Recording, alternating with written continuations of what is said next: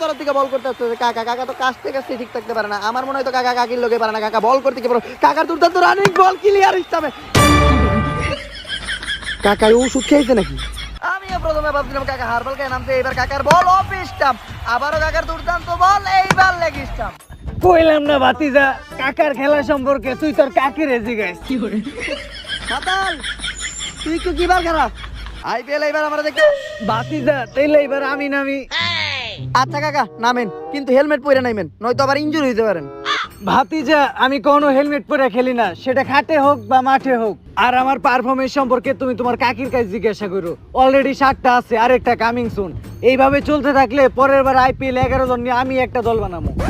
দলের নাম থাকবো কাকা সুপার কিংস তো গাইস কাকার এই দলটা ভালো লাগলে সবাই লাইক কমেন্ট করেন আর ফলো দিলে ফলো ব্যাক করবেন 100%। ডায়াবেটিস যক্ষা ক্যান্সার আরো 12 ভাতারি রোগ